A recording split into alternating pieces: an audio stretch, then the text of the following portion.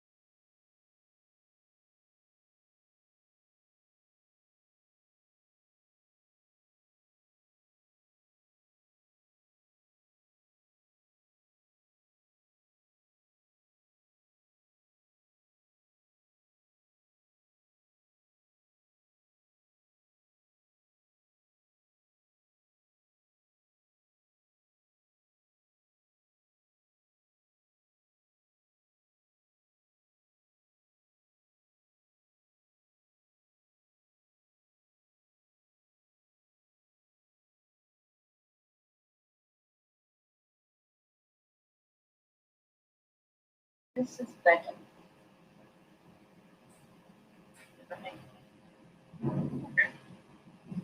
Yes, yes, this is much clearer. Thanks, thanks.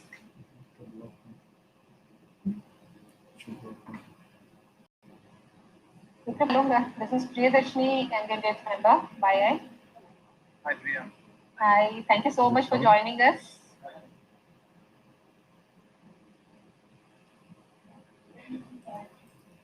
This is better.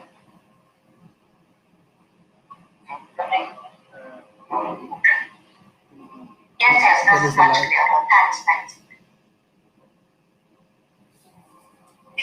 Unmute it. Tell them.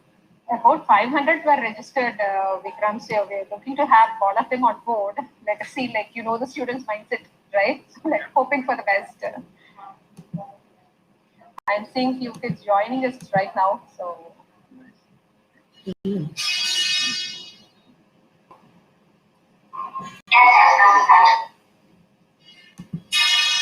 This will be harder.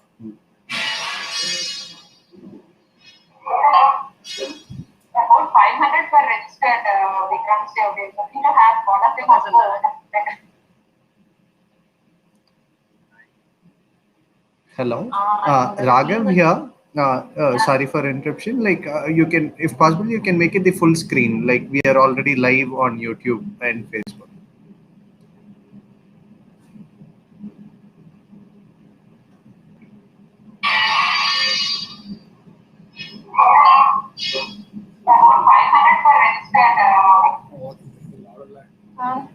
Probably like you have to keep the YouTube thing. Hello, Raghav here. Sorry for interruption.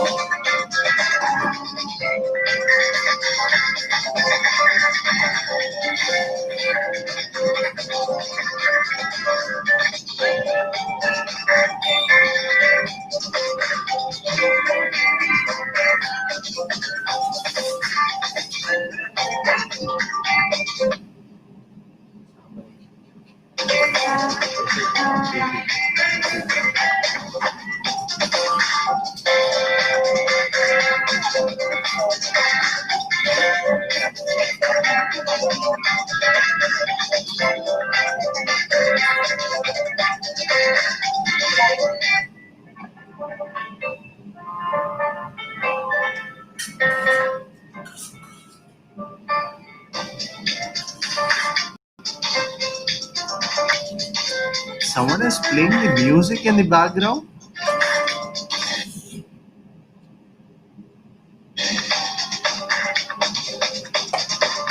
Hello.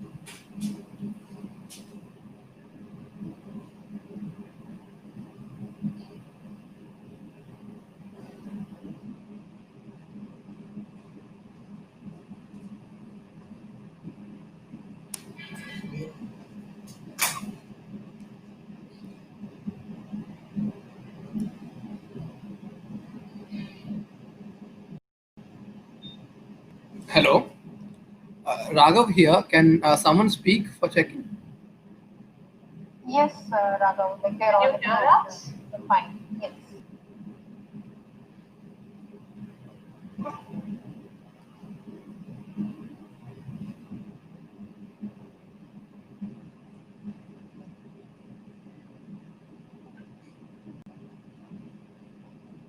Yeah, sure.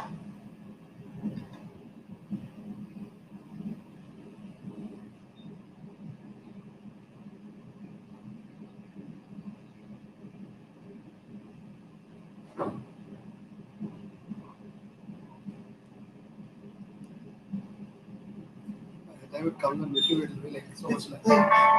It's fine. You tell.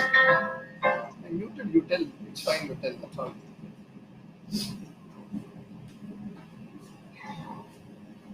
It is working perfect. Yeah.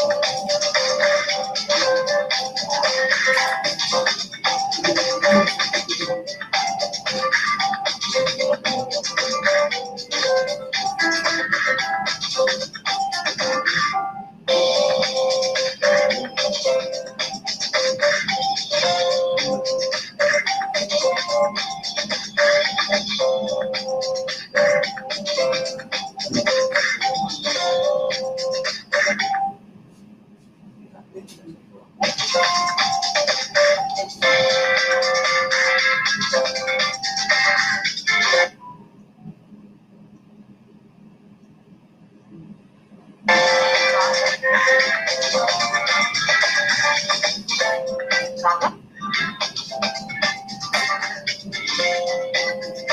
Yeah, Archana, you were saying something? Yeah, so Sridevi just pinged me. Looks like the YouTube page is not working as intended. Can you just check that?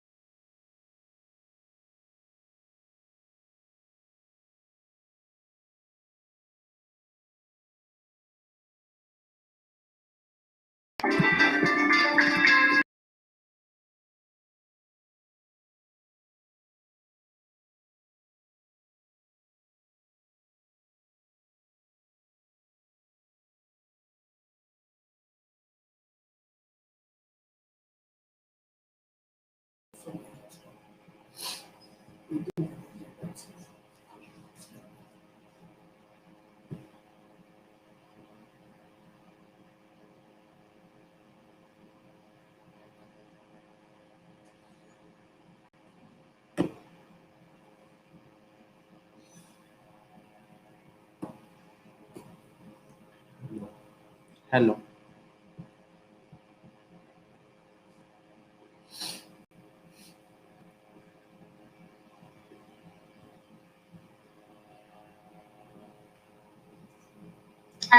Shall we go live? Yes, we are live. We can go ahead. Yeah. Yeah. Priyanka, just give us a cue when we start. Yeah, yeah. I thought just let's wait for 5 more minutes. Yeah. For-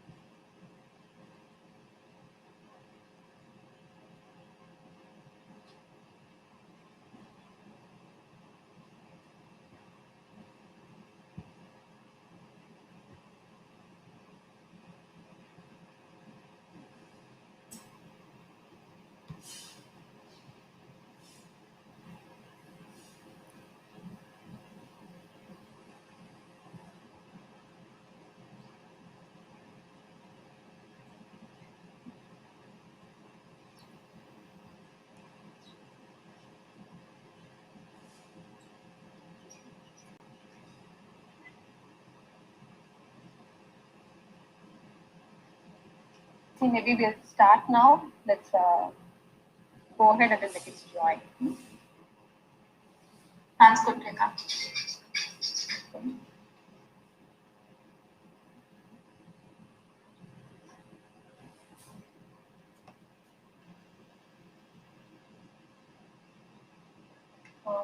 Vanakkam Coimbatore. This is Dr. Priyadarshini, a YI member. Good afternoon. Wishing you all a very healthy and happy New Year 2021 ahead. This is indeed a joyous occasion for us. The 13th edition of Coimbatore Vizha is happening. Thanks to the pandemic situation, like we are virtual and going global this year. Finding opportunities and the problems we come across is one impactful ways that we could live our life. And one such team is Young Indians, the youth wing of Confederation of Indian Industry. We are spread across India with more than 50 chapters. And we work focusing on youth leadership, thought leadership, and nation building. Like today morning, we had the launch of Vira, the 30th edition of Vira at ESI Hospital, Coimbatore, because this year we are concentrating with the theme of gratitude. So we had our Honorable Ministers, Sri Venumani and Dr. Vijay Bhaskar, Mr. Rajamani, Collector, and Mr. Kumaravel, Commissioner, graced the occasion for the launch. And now we are online for the event Entrepreneurial Spark. To kindle a spirit on entrepreneurship, creating more jobs is one best way to give back to the society, and because it helps in livelihood of people. So, thanks to Katie and Arshan of Her Venture, like who's organizing this event, we have distinguished speakers on board with us from very, very diverse backgrounds to share their journey on entrepreneurship. Like next, we'll have Mr. CJ Vikram of the Natural Farm, who will be speaking to us on zero budget natural farming. And then, like we are having Ms. Hemalata Annamalai, founder of Ampere Vehicles, who will be sharing her inspiring story. And further, like details of an exciting contest will be revealed to ignite the sparks of entrepreneurship in you all before we close today. So thank you all and welcome you on board. Happy to welcome all the young minds out there to stay with us till the end and be inspired to fly greater heights. Now over to Archana and Kirti to start the event, please. Thank you, Priyanka. Good afternoon, everyone. It's great to have all of you join us through various platforms. Just one quick thing, if you are unable to join using the Zoom link, please use the live stream links that were shared there. And finally, a small request for everyone who's attending the session, please keep yourselves on mute and post your questions. We encourage you to ask questions to make it a more interactive session. Post them on the chat box, and towards the end of the session, the speakers will address these questions and they post them. All right, so let's get started. Now, off late, there's a lot of new trend going on about everyone wants to own a piece of land, everyone wants to try their hand in farming, agriculture, terrace gardening, organic, natural farming. I know there are quite a few families in and around Coimbatore who are heavily involved in agriculture and farming. But how many of you young students have really taken an interest in farming, and how many of you have considered taking it up as a career option? Our first speaker today is Mr. C.J. Vikram, who runs the Natural Farm. A little intro about him: a postgraduate in advertising and marketing from Coimbatore. Mr. Vikram has been an entrepreneur from his very young days. He's been working closely with the textile and the IT services industry. He has worked with some of the IT giants like Accenture and Hewlett Packard for more than a decade. Before coming back, he actually set up an alternative school and his dream farm, which goes by the name the Natural Farm. So much for his passion for farming that he actually gave up his mainstream successful corporate career to make his small contribution towards a sustainable planet. There were many dreams within this dream of farming, and as a child, he grew up sleeping on goats and cows, and even he was told that he always smelled the dung even after bathing. Native cows like Gir, Kangayam, Sahibal are pivotal to this farm, and he is committed to bringing back the relevance and love for cows, which is very close to his heart. He understands what chemical farming does and what pesticides do to the earth and to human beings. And after exploring several streams of farming, he adopted the zero budget natural farming. Vikram and his school are actively engaging children and sowing the seeds of sustainable and ethical agricultural practices. The farm and the farming practices are something that is a part of the daily life of these children. And this is Vikram's effort to let the next generation do their part in salvaging the great danger that we are all in as humanity in our relationship to the land and the earth. There's a small TV that we have of Vikram's farm that we'd like to share with you all. And then over to you, Mr. Vikram.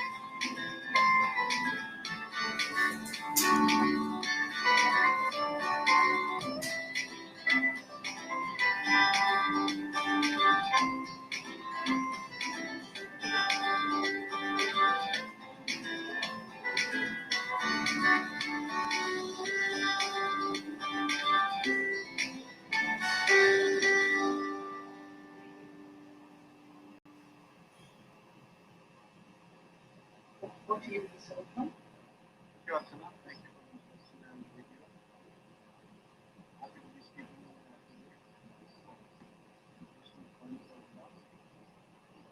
Let's start off with my journey and how I came to where I am today, to get an insight of what we're doing right now.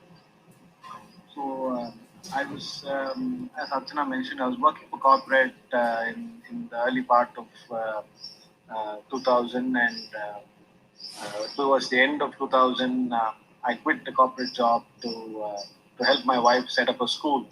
It's called Yellow Train, and along with it, I wanted to spend time on my passion, which is agriculture and dairy farming.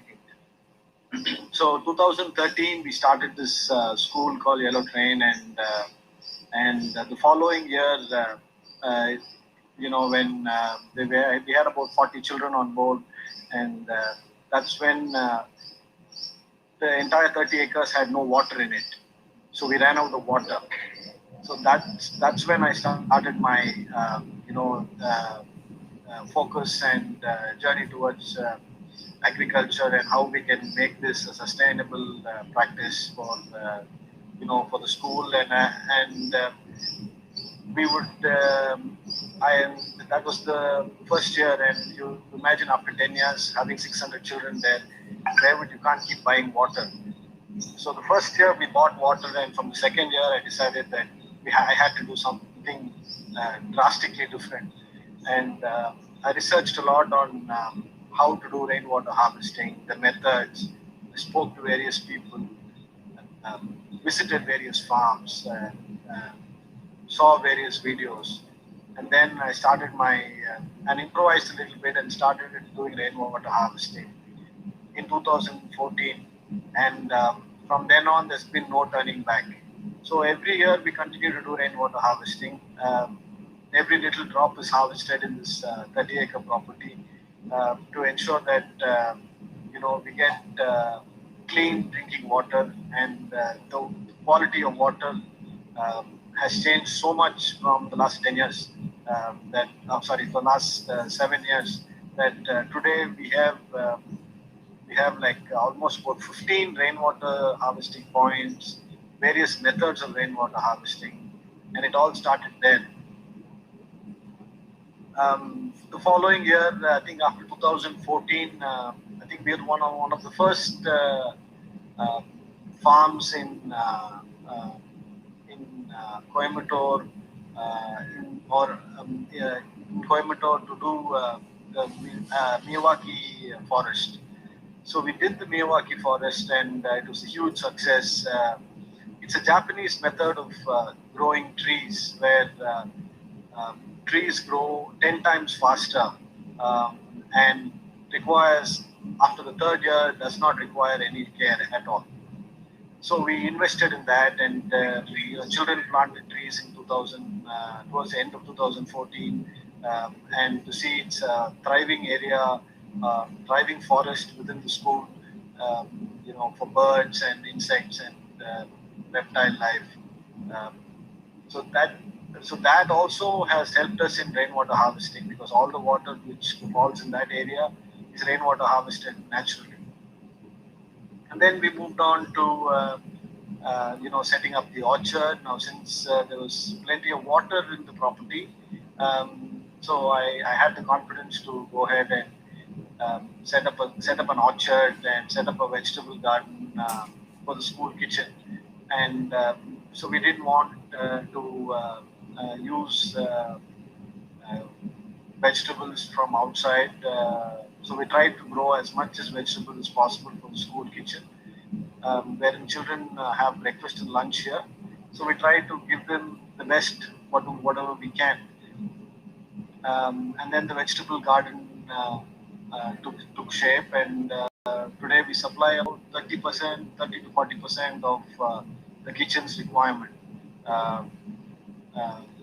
And it's so healthy for the children here who get to eat, get to harvest, get to see it cook, and then eat the food.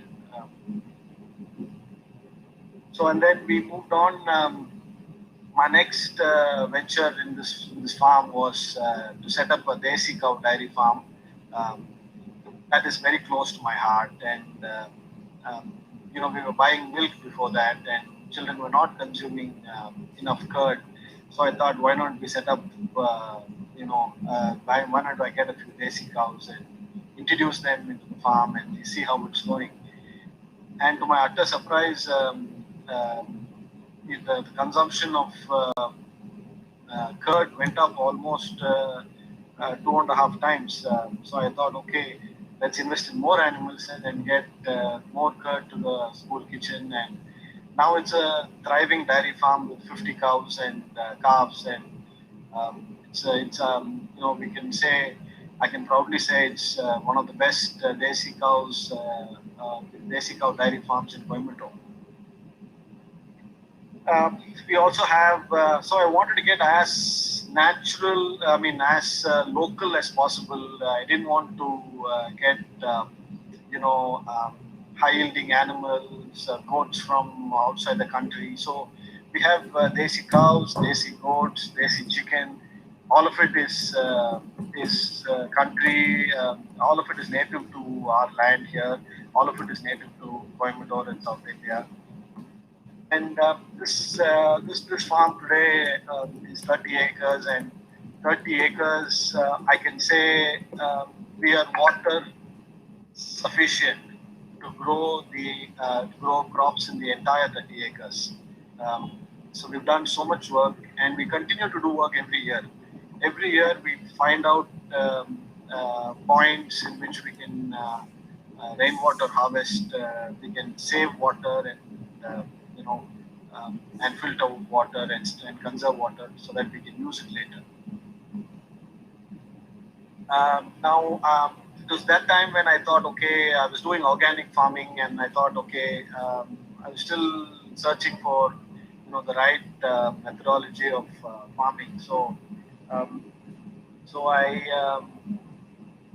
spent about 8 days in undergoing a training program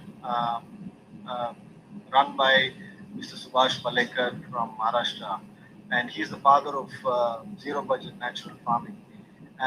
So it was after the eight days that it really got me thinking that such a simple methodology, such wonderful benefits, and why not I start doing it?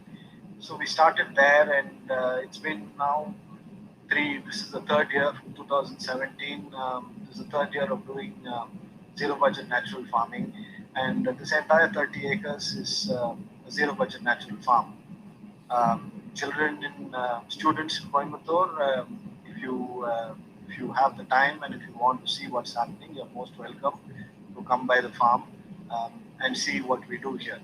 So we have educated graduates here working for. My team has 2 educated graduates who have done BSc Agriculture, and they trained in zero budget natural farming.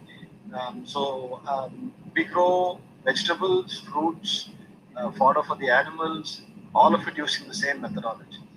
So and the benefits are huge.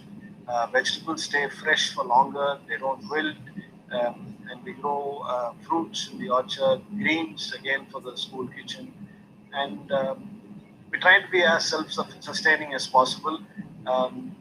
Though I would say there's a lot of work to be done, but we're going slow and steady at the moment. Following which I started after I got zero budget natural farming, to a stage where I can say, okay, I'm following it almost about 75-80%. So we started, vermicomposting, and then we have our own vermicomposting unit where the video has a clip where we have native earthworms in which we do vermicomposting, and we sort of we try to introduce them back into the soil and again sell what is excess for us. And so today we have about we produce about 100 10 liters of milk, and we sell about 55 liters of milk to customers. And the customer base is growing every day because fresh milk from an A2 dairy farm. Many parents of the school buy milk. Children come and see what we do, and it's joyful for them to come and work in the farm, and the exposure is tremendous for them because I don't know many schools uh, where we have such a big farm and it's an active working farm. So children are happy here. They enjoy their time. Um, so that's about it. So we also do. My biggest inspiration to set up this farm is my grandmother. I think I have watched her over the last many years when she was alive. I've seen her work, and it is. I take a lot of inputs from her to.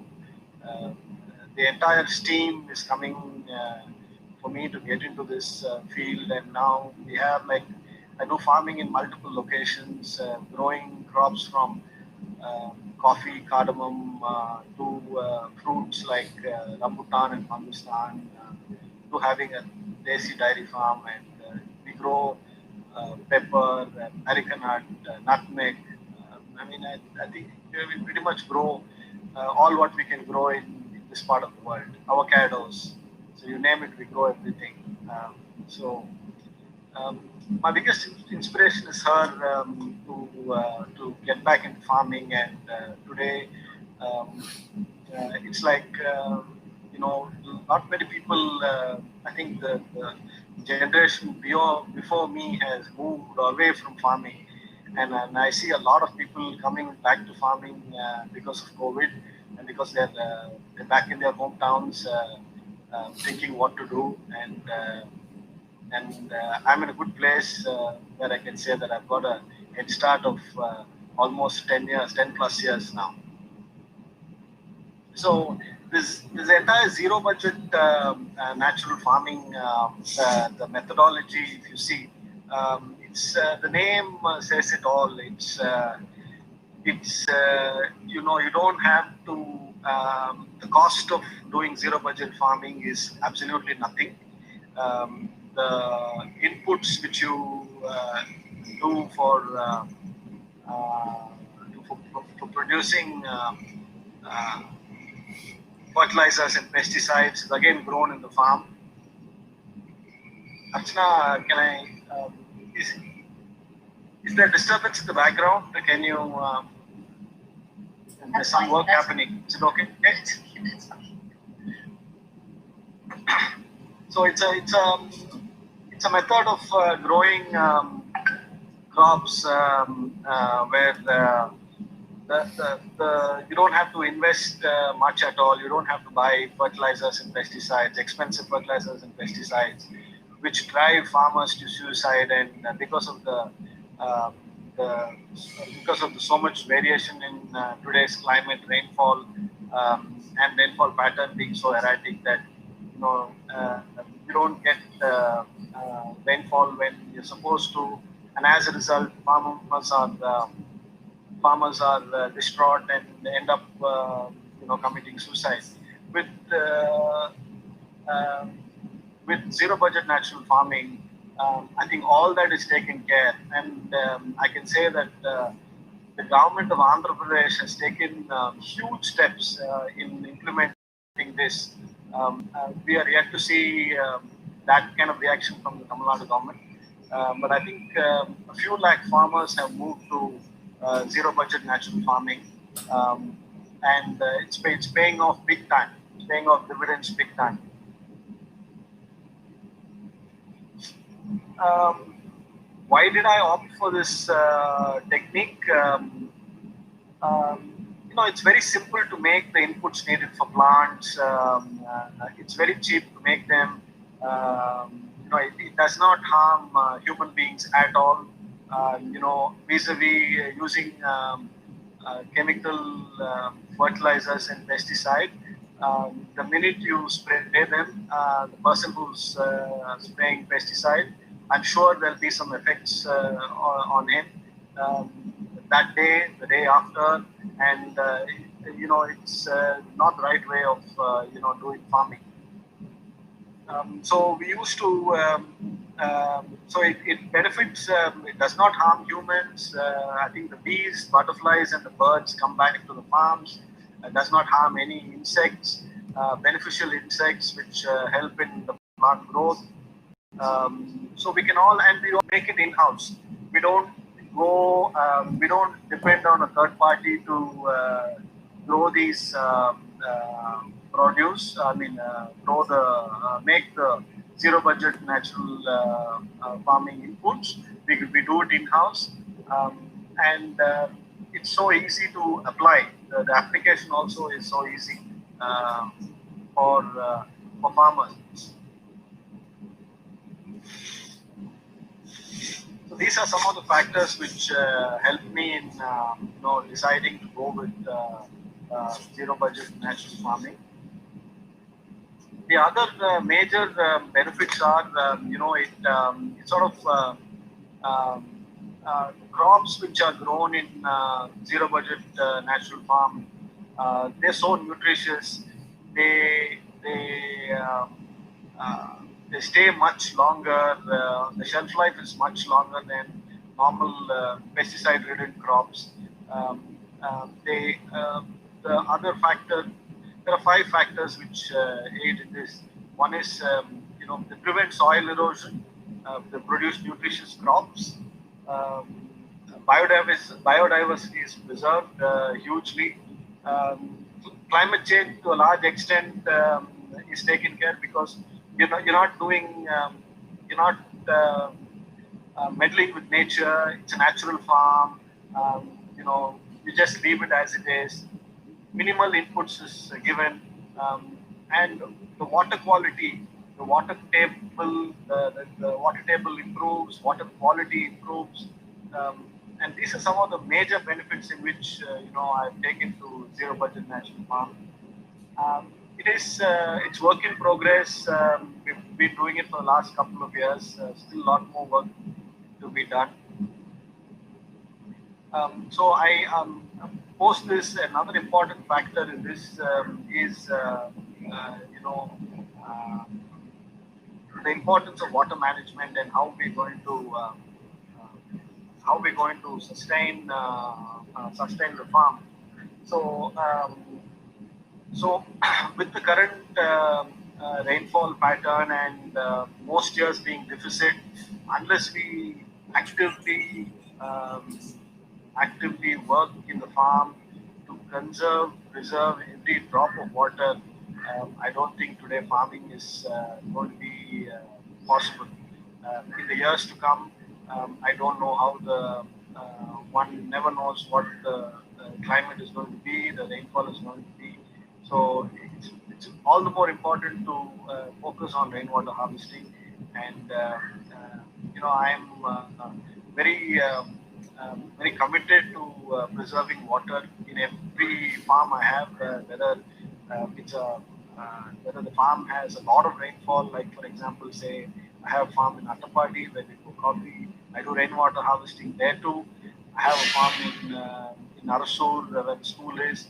We do rainwater harvesting here too. So whichever farm it is, wherever it is in India, and whether you have excess water or not, and whether you have a stream running by, I would urge all of you to do rainwater harvesting. Rainwater harvesting is the need of the hour, and without good water, there is no point in trying to do agriculture. So so we get a lot of students to work in the farm on an everyday basis. So one is they out of their own will come and spend time in the farm. They're curious about what we do. They keep asking questions. Why should we do this? Why should we do that? Why is this growing like that? And the n number of questions in which my team members as patiently spend time with them, answering them and hand-holding children. But it's by and large, it's an exposure. It's an exposure to all what's happening in the farm on an everyday basis. What they get to see every day. I think they would spend at least an hour of their break time, their lunch time. They have lunch quickly, and they end up going to the cow shed, feeding the calves or the cows and things like that. And they also during I think they allocated an hour of their an hour every alternate day of their class time to come to the farm. So there they come and work in the vegetable garden or the orchard, and my team members show them how vegetables are planted, to how they are how how the manure is given, how pesticide is sprayed, how organic natural pesticide is sprayed, and then and how it's harvested. And after the harvest, they harvest it and they take it to the kitchen, and how their next meal is made. So they get to see the entire cycle of this. They've also adopted a tree in the campus. I think last year they spent some time going and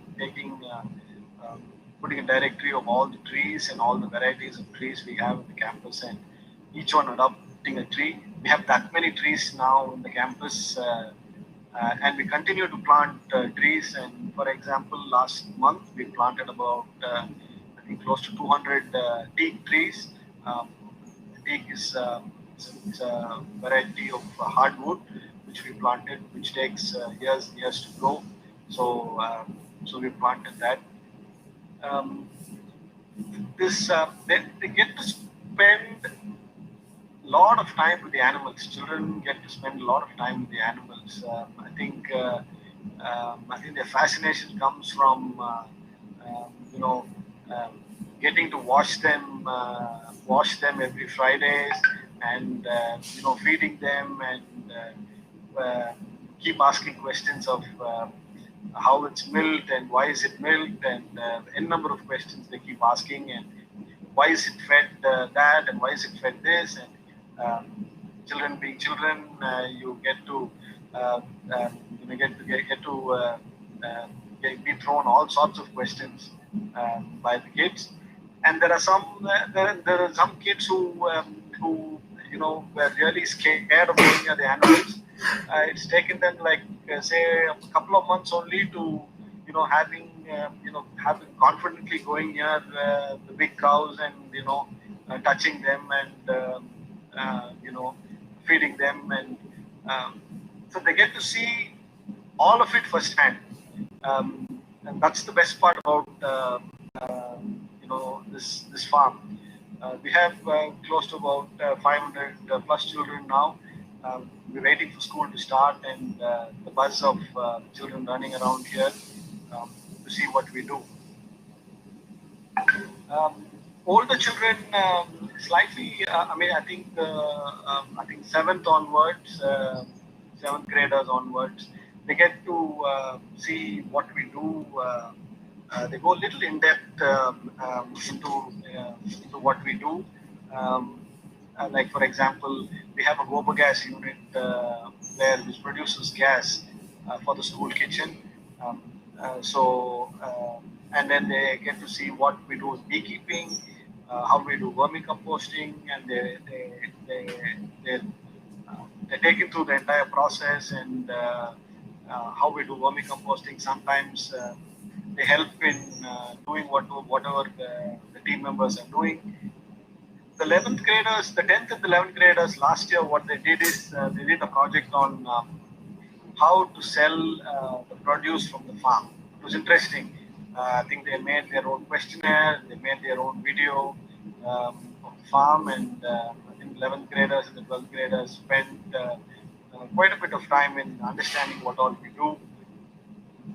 And the response was fantastic amongst parents, and amongst parents' friends and the entire community. Once school starts, I think all our produce today, other than the kitchen, all our produce gets sold to the community the school community. I don't think we produce beer in excess of anything. So whatever we produce here, shoes, maybe sports white base, white color. So whatever we produce here is consumed by the children and the family and the community at large. So children, you know, how do you get children to do something on their own? I would strongly recommend them to uh, apprentice somewhere, apprentice in some of the farms, go spend time, whether it's their farm or their relatives' farms or their friends' farms. I think they should go and work, stay there for a couple of days, work, and see what all we do. That's a great way of learning, how we, uh, uh, you know, how we do farming. And some people might take to it, some children might not. But over a period of time, I think they get used to the farm life, and they're really taken up by it. And I don't, I can, I can't recall any child today coming to school and saying, I don't want to touch a cow, or I don't want to touch a goat. Um, Children, I think how to get them into farming is best way is to get them apprenticing somewhere, and then they can always walk into my farm and try and give a lending hand to the team if they're there, and spend some time here to understand what we do. Um, that's a great way to start off for children. Um, I would also urge them to visit as many farms as possible to maybe speak to them. Slightly older kids can understand the practices they follow and why we do what we do, and things like that. And start off small uh, in their own farms. I think if they have farms of their own, I think they should go work somewhere, observe a few farms before starting off something really small in their own farms, and then slowly expand. That will give them the real confidence of getting into agriculture. And I think from my conviction is that um, uh, an integrated farm always works very well.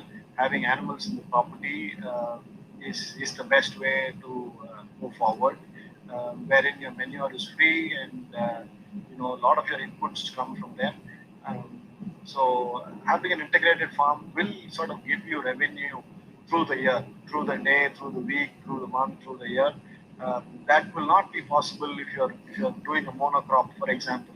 If you're doing, like say, if you're planting, sugarcane or rice or paddy or something like that, or wheat, um, and you have to wait like 4 5 months, or in case of sugarcane, you have to wait 10 long months for it to get harvested and then realize the money. If it's an integrated farm, you have chicken, you have goat, you have cows in the property. Some sort of revenue keeps coming for them every day, and I think that's what we used to do 20 30 years back. I think somewhere in the last 20 years, I think that's all gone. And now, because of COVID, a lot of people are getting back to the old ways of living, which is really happy. Really happy to see, and a lot of people are invested in. A lot of people have asked me on where can I buy farms, how can I start farming, and things like that.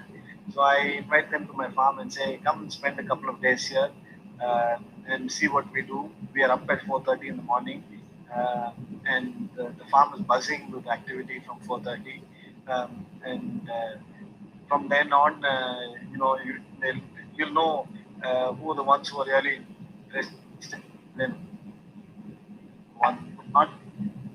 So, so I've had a lot of visitors of late, a lot of children, a lot of parents. lot of um, lot of people who have come to know of us have come to the farm.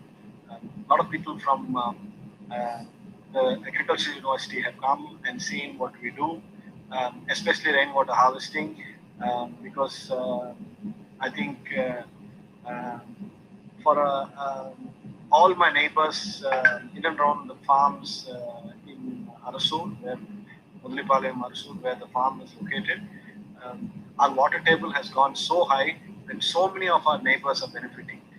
Big thanks to rainwater harvesting, which we have done. It's just the community work which we do here, and it benefits so many people around this place. We employ so many people, and it's so good at the end of the day uh, for you to harvest, get fresh milk, harvest vegetables and fruits, greens. So this is my journey, and we continue to do what we do. And you're most welcome to come to the farm at any point in time. Uh, Thank you all for this opportunity. Thank you, Vikram. I think I'm going to come to the farm tomorrow. uh, Vikram, one question. Can you also touch upon, there's a lot of buzz going around about organic products and which is truly organic, which is not. Can you please, for the benefit of the audience, tell us if organic is natural, how different is it from natural? Okay, organic farming and natural farming are two completely different things. So organic farming, you still give inputs from outside, whereas natural farming, you don't disturb anything on the soil. You don't disturb the plant life. You know, you harvest what you get. Organic farming is still, you know, you organic farming is still inputs like fertilizers and pesticides and everything is procured from outside and supplemented in the farms. Lot of farms, lot of produce which is organic. Um, it's better they get an organic certification and then call themselves organic, because today with all what's happening in the world, you never know which is truly organic and which is not. We are a certified farm here. We got our certification 2 years ago, and we get our products, including milk, regularly tested by the lab to see what variations come, what level of, there might be some pesticides from other farms which come into our farms. So we regularly test our products. The best way to go forward is to get a certification and then you call yourself organic. In the natural farm, the plant life is very, very different than an organic farm. You don't disturb the soil, you don't remove the weeds, you grow plants amongst the weeds, it aids one another. The insect life, the bird life, all of it help in growing a natural farm.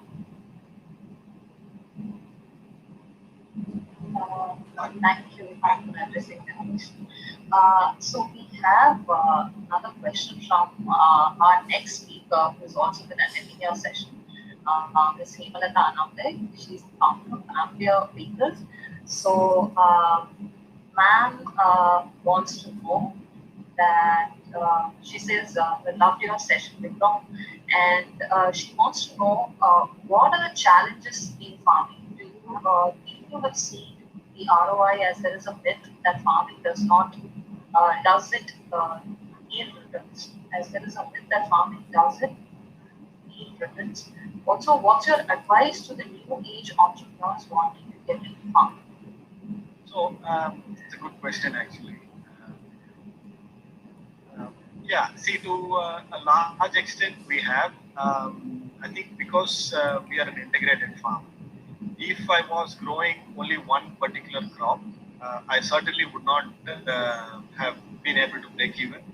And also, since I have a captive, requirement for the school canteen, the school kitchen, Most of our produce goes to the school kitchen, and the excess of which the parents and the teacher community, all of them buy it and go, and pretty much we are exhausted at the end of the day. Every day there's a harvest going on of something or the other, and every day we're almost sold out. If not that day, the next day. Uh, Having an integrated farm is a must. For example, now here we have like milk. We have milk, eggs, butter, ghee.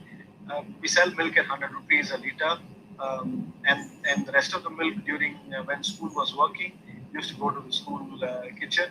So unless you have an integrated farm, and also for you to be able to, you should be able to value add on the products. If you don't value add, your realization is far lesser. Like for example, I can talk about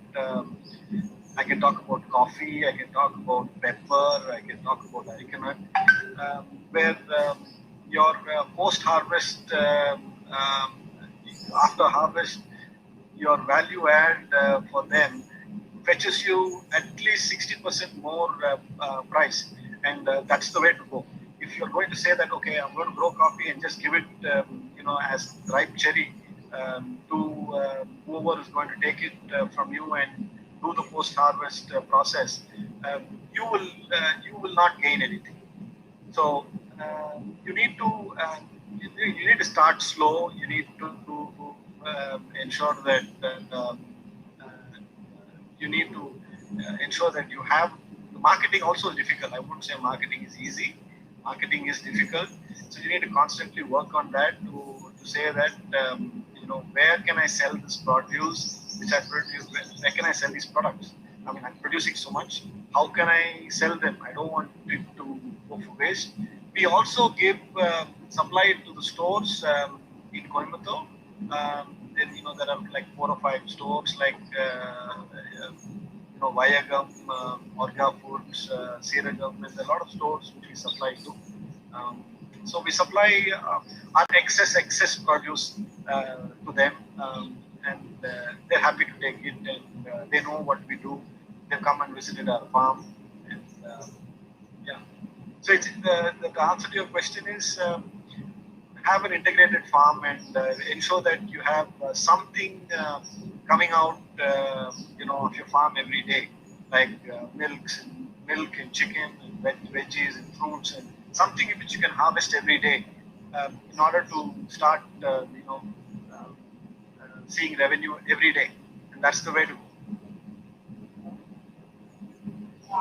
Another question here is that we saw the cows in your video and you mentioned that the dairy farm has about 50 cows as well as the importance of integrated farming with animals.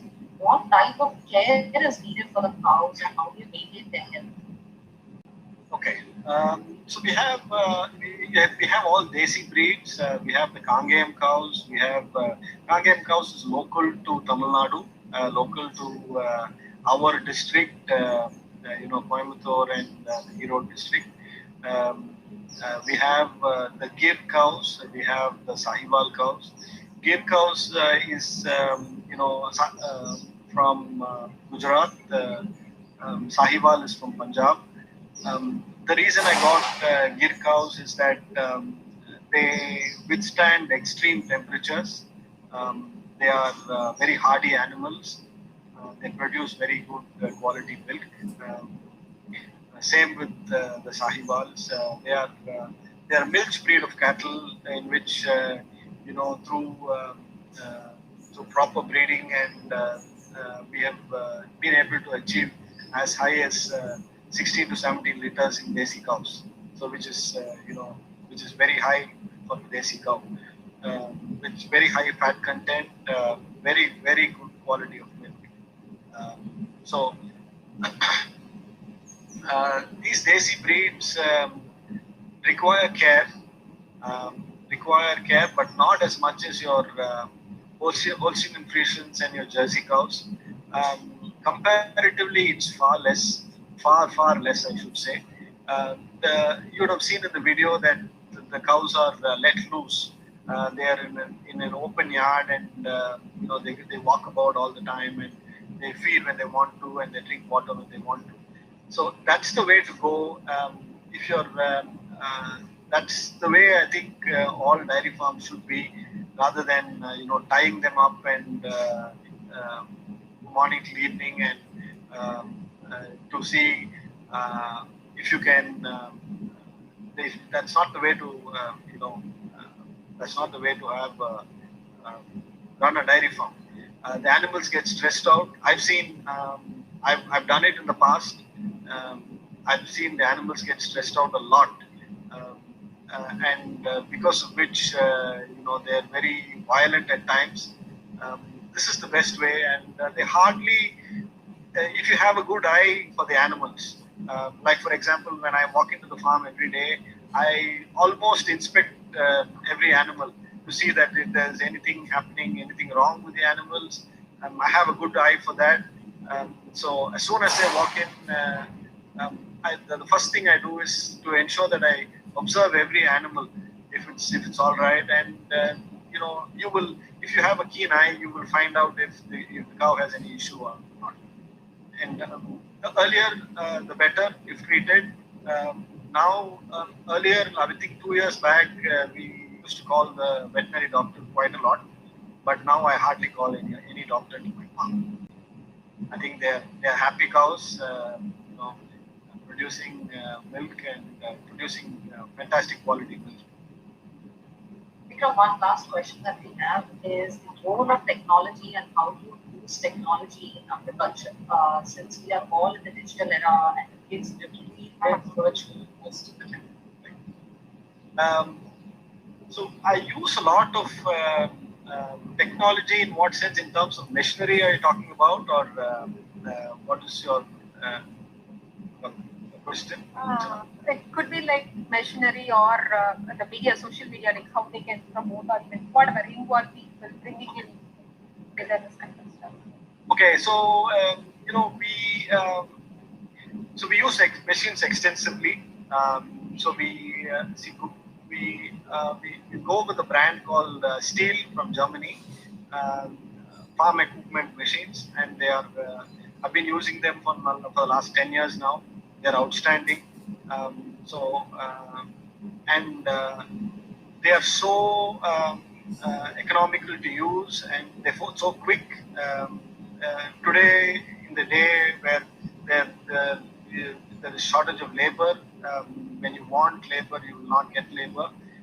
Machines are a must in any farm, and I think buying good quality machines is a must. Uh, I buy something called a brand called Steel from Germany, and it's fantastic. So, and through social media, yes, through Facebook and Instagram, we present. We're not that well advertised on social media, but that's my next focus point to ensure that I get on Instagram and Facebook to showcase what I do on the farm. But in today's day and age, I think if you have a small farm and if you have machines, it's better you learn to do everything yourself, because it's very easy to operate those machines. I have operated every single machine myself in the past, and I still do if my team wants me to. We have a small tractor here, um, which we use in the farm. So machines are a must. Without machines in today's day and age, it's not possible to agriculture.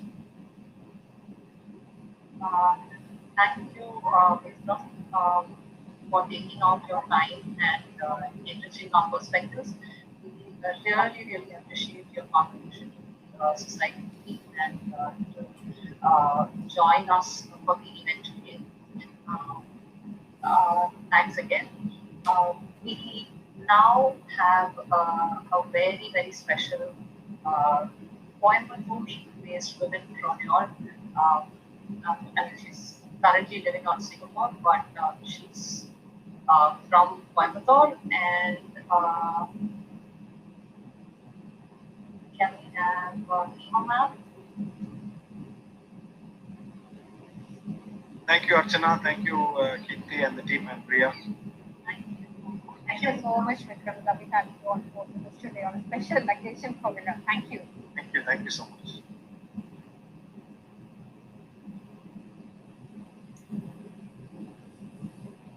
Good afternoon, Hema ma'am. Yeah, good afternoon. Hi. It's a pleasure to have you as part of the Vira community. I'm very pleased to welcome you. A little bit of introduction about Hema ma'am. Ms. Hemalata Amle is the founder of Ampere Vehicles and early mover that spearheaded India's e-vehicles revolution. Ampere has carved a niche for itself as an innovative technology creator in the recent Indian electric vehicle industry, contributing to environmental sustainability. Ampere has been acquired, and Hema ma'am is exited the venture. She's a serial entrepreneur. She spent the last 25 years creating and driving different entrepreneurial ventures spanning across areas, professional services, electronics, training, automobiles, and she is actively engaged and she promotes job creation, focuses on women entrepreneurs, and she also invests and mentors innovative disruptive startups from smaller cities that solve societal problems. She's also the chair of TIE Global Program, a global initiative of TIE that embrace, engage, and empower women. And she has also been the former president of TIE in Coimbatore. She's a life member and patron of Society for Smart E-Mobility Coimbatore. Ms. Himlata holds an MBA from Royal Melbourne Institute of Technology in Australia, and she also holds a bachelor's degree in computer science and engineering from Government College of Technology in Coimbatore. A very good afternoon, ma'am. Good afternoon. Very nice to be here. Thank you. Ma'am, we'd like to ask you a few questions and inspire all the young minds that are present here today. So, can you tell us a little bit about your inspirations behind these different entrepreneurial ventures that you've had? They are all very distinct and very diverse. Can you tell us a little bit about your inspirations, please? Yeah, thank you so much, young Indians, for giving me this opportunity. Anything for young Indians, anything for the students, I would never say no. So it is such a pleasure that you guys are following the tradition to continue the CII Young India Forum that happens every year, the Coimbatore Vizha. I used to tell the young Indians that this is something very unique to Coimbatore, that we are doing it. I think this is your fifth run, 18th run, yeah, sorry, 13th run. So see, the 13th run is only possible when you have young talents like yourself doing it systematically. So keep it up, guys. It's very nice because I've lived in many places, but Coimbatore is one place that's very dear to me. And Coimbatore is a self-made city, city of entrepreneurs, and we help each other. We are truly, aspirational citizens of India. We don't need a lot of support. We are all self-made in most of the, aspects of what we are. So it's such a pleasure for, CII Young Indians to be able to do this. So congratulations to all of you. This is something that you should take it as a vision, and you should take it as a oath to ensure that you all make it every year.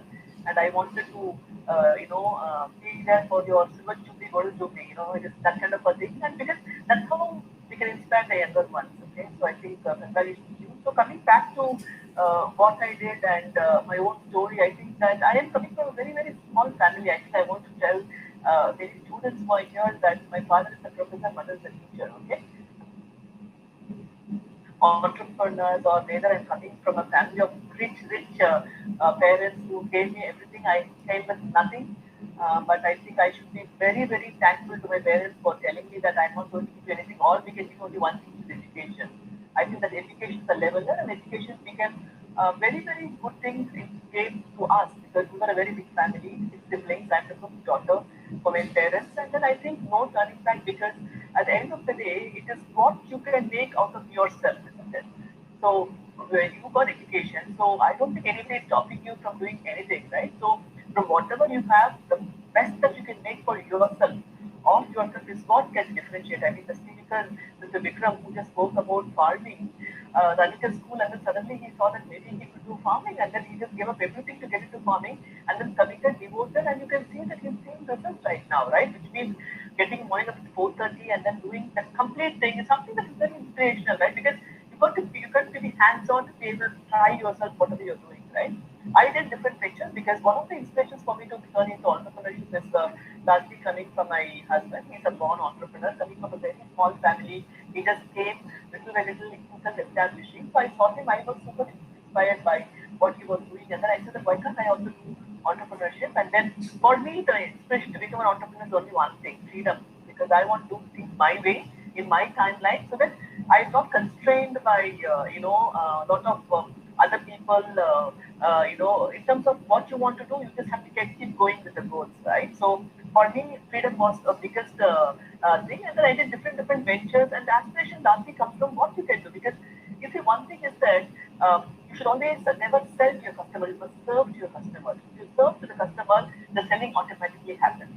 So in most of my ventures, I kind of serve my customers, and even today, one of my early ventures, whatever I do, people will come and tell me, Hema, it was very good for you to be there, because you just whatever opportunity that a divine bestows, you take it up and you just do it wholeheartedly, surrender to the process, and then everything will fall in place. So I largely draw the inspiration, of course, from my parents, but of course from the opportunity itself, because if there's an opportunity and you've thought through the opportunity very well, I think one can, really build it up. So different ventures, I did it in a very small manner, in a very most of my previous ventures are all very small companies, right? But Ampere, the one that I recently exited, was a big one because I thought of doing something very small, in terms of giving a very affordable electric mobility for the rural customers of India. And then I think we got very deep into it, and then somehow people started to notice me. Okay, and they knew that this lady, if she touches something, she will never give up, right? So that was something that happened, and I always tell them that uh, uh, when you get an opportunity, the more you go deeper into it day by day, will actually make it much more broader. So basically, whatever that you do in venture, and I always believe in three things, which is very paramount. Whatever that you do must be faster, and it must be cheaper, and then it must be better. Okay, faster, better, cheaper are three words that people should not forget. If you're doing something, even 30 days, if you're doing something, how can you do it faster? How can you be doing something better? Can it become competitive, right? This is what has driven me, systematically be able to see the victory, and then to be able to drive my ventures. Uh, Ma'am, so you must have seen, different people that you have worked with. Uh, what do you think are the most important qualities that are that you think are a must-have for entrepreneurs today? Because right now we are seeing a lot of entrepreneurial ventures coming up. People are opting for entrepreneurship over, a day job. But everybody wants a big turnaround. How much money can I make? How much, can I sell this company for so many millions? So, Yeah. what do you think are a few qualities that entrepreneurs must keep in mind and they should imbibe it before they actually get into it? Okay, good question actually. Um, See, if you want to make money, okay, quickly, please don't work for a corporate. Don't come into trying entrepreneurship because entrepreneurship is not money making. Okay, I want to make this very clear to people here that if you think that being an entrepreneur you can make money, sorry, guys, I don't think it's possible because you can make it all later but not immediately. You can't. So don't get carried away by all of these e-commerce companies in the market talking about billion-dollar valuations and all that. Okay, all some for money. Okay, so don't believe those stories. But I think from my own experience, I only talk what is in my experience. So if I talk something very brutally blunt, please forgive me for this because I don't want to talk what is there in the books. Okay, I only talk what is my experience. And I want to tell that one of the most very important qualities that if you want to try entrepreneurship is the never ever give up attitude, right? Since there are three things in the business, any business has to be viable. viability itself will take about almost 4 to 5 years for any business. Okay. Next comes once that's viable, then only it can sustain, right? Whatever you do, it's vulnerable, then it's sustainable. And sustainability takes another 3 to 5 years, and then comes the scaling opportunity, right? So typically for a business to be able to conceive and then put a plan and make it work, it takes about 10 to 12 years.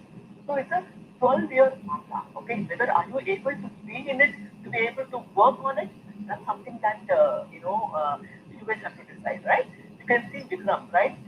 He gave up and then he's right now on the farming thing. He's trying very diligently, step by step, systematically. He went for a program, he educated himself, he understood the pros and cons, he did integrated farming because he knows that monocrop farming will not give him results, right? So that's how you have to get into, right? I'm just quoting the example because it's just a proof of pudding is here, right? People are already trying it, right? So one is never ever give up. Once your idea is viable and you know that you can make it, after viability is proven, I don't think you can ever give up, right? So if you have that kind of a commitment, then you can actually be an entrepreneur, number one. Number two is that you can't be an entrepreneur just because your father is telling us to be an entrepreneur or you are seeing a friend trying to build a venture. You have to feel the entrepreneurship from yourself to be able to solve a problem, okay? In my own case and actually, what problem did I solve? I solved the problem of affordable mobility. Means I wanted our customers to be able to spend less than a bus fare to be able to consume quality money. Okay? Now, if you look at it, when a factory was in Sulur, from Sulur, they have to go to Kalangal into the village. There's no transport after 6 o'clock. You know, it can be very scary for women to travel, right? The distance can be only 3 to 5 or even 10 kilometers, but there's no transport, right? Share autos and all that, each village and all that, it's not there beyond a point, right? So I was thinking, how can I empower, particularly the women, and how can I empower people to be able to commute confidently by themselves? You know, so that's why when I conceived the Amture, I said that it has to be, it has to make a very viable proposition for them to be able to, use the solution itself. So the second thing is that never ever give up. And the third thing is that you must validate the problem that you're solving very, very clearly. Okay, what problem that you're solving. So business is not about money. Business is about the idea that you have and how well you can go deeper into that idea. Right?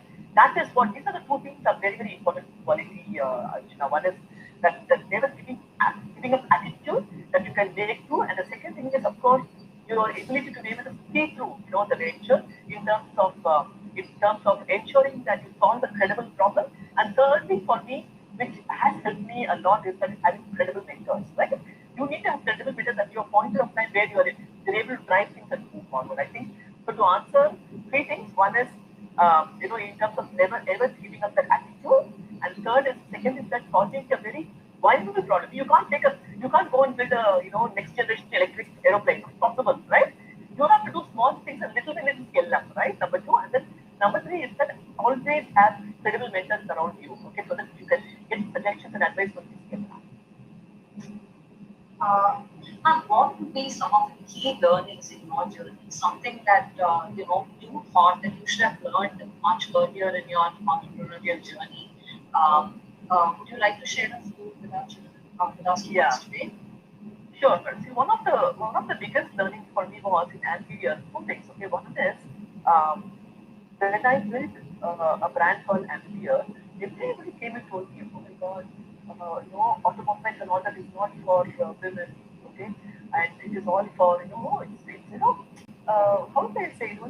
பெரிய தொழில் பண்றவங்களுக்கு தான் automobile. It is not for small timers, okay, like that. I was taken aback. I said, what the heck?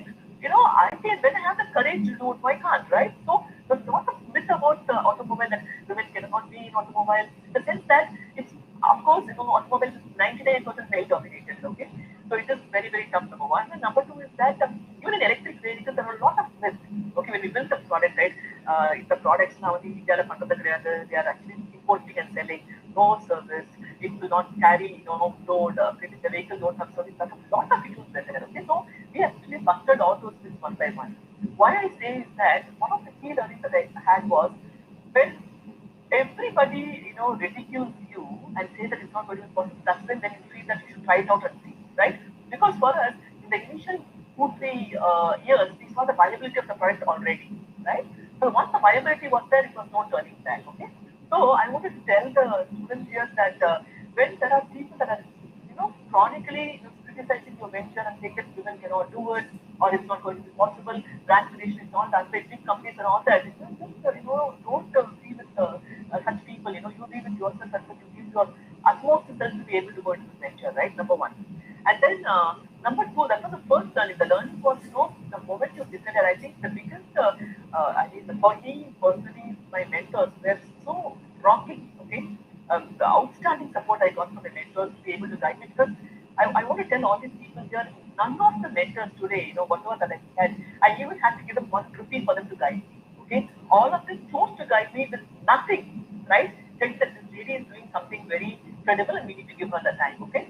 So even today, when I call them, even if I call it 2 rings, Archana, and that's the blessings of the divine, right? Because that's how you as an entrepreneur can influence your mentors. Because none of them always used to tell me, Emma, when they're asking questions, they're also learning from you. So, it's very wise of them to tell them, how many people can tell like that, right? So that's the second thing, So you got to shake your thoughts continuously, okay? And then, of course, other learning for me, one of the biggest, I would say, even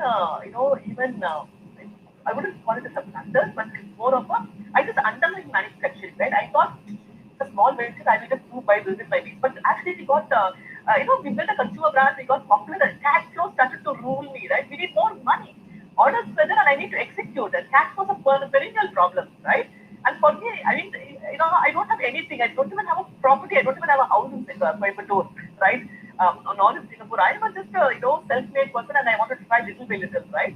So for me, oh my God, how do I raise this money? When the business is there, purchase, I mean, all of a sudden, I have to supply 600 vehicles. 600 vehicles means I need to have 600 plus another 20% to be able to have that kind of a margin, right?